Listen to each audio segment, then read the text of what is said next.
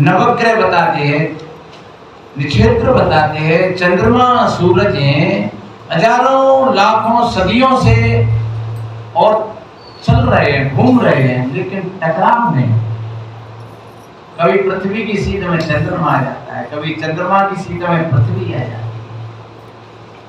कभी पृथ्वी की सीध में चंद्रमा और सूर्य आ जाते हैं, कभी कोई ग्रह किसी की छाया में आ जाता है, कोई किसी के बगल में आ जाता है, लेकिन एक्सीडेंट नहीं।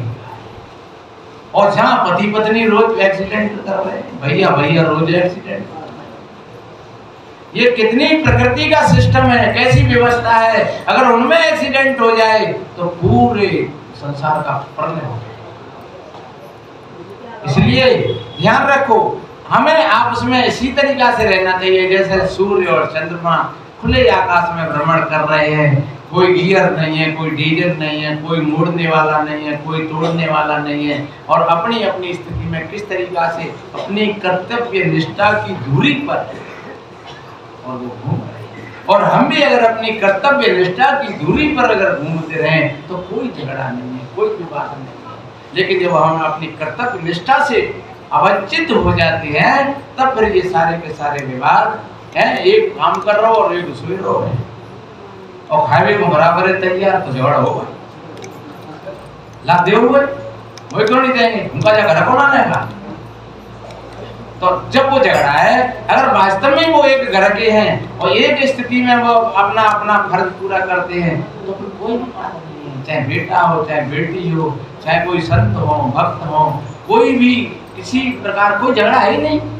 अरे जब हम आए थे अकेले आए थे और जब जाएंगे तो अकेले क्या लेकर के आए थे, क्या लेकर के जाएंगे, ये बीच बीच की बात है। बीच बीच की बातों पर हमको क्यों विषाद में उलझना चाहिए, क्यों हमको ऐसा करना चाहिए। अरे वही दो रोटी तुम खाते हो, वही हम खाते हैं, वही तुम खाते हैं, वही सब खाते हैं। इसलिए मेरे बहन भाइयों, और कोई भी किसी का नहीं है संसार में। आप किसी के प्रति किसी के लिए तुम झूठ बोल बोल करके, बेईमानी कर करके, या एक अनाधिकार रूप से किसी धन को प्राप्त करके और फिर तुम किसी तरीका से उसको उपयोग करो तो वो तुम्हारे लिए सुख नहीं देगा।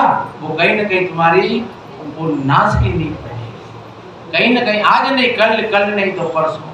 इसलिए हमेशा ईमानदारी का जीवन जियो और अपनी सत्यता के साथ चलो।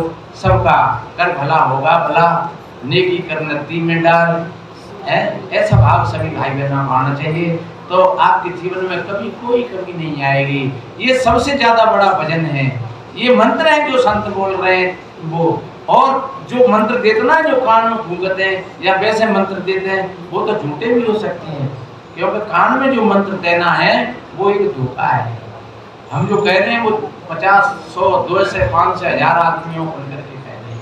कबीर साहब जी की जो वाणी है वो कहते हैं कहें कबीर। कोई भी शब्द आया हो तो वो कहते हैं कहें कबीर, तो मान लो मैं कह रहे हैं, ठोक बजा के कह रहे हैं। कबरा खड़ा बाजार में सबकी मांगे खैर, और ना काऊ से दोस्ती ना काऊ से। कबड़ा खड़ा बाजार में लिए लपूटी हाथ, और जो घर जा रहे आपनों तो चले हमारे घर जा रहे का मतलब यही है, अपने अहंकार और अपने अभिमान का जो समाप्त कर दे, एक भाईचारा आ जाए, इंसानियत आ जाए, मानवता आ जाए, बस हो गया हमारा। तो अब 10 मिनट बाकी है समय में, और हम निवेदन करेंगे कि कुछ थोड़े से गेहूँ बन जाए और कुछ रह जाए तो कल देख लेंगे। और गुरुकुलवासी का जो समय नज़दीक आ रहा है, आप भाई बहन तन से, मन से, धन से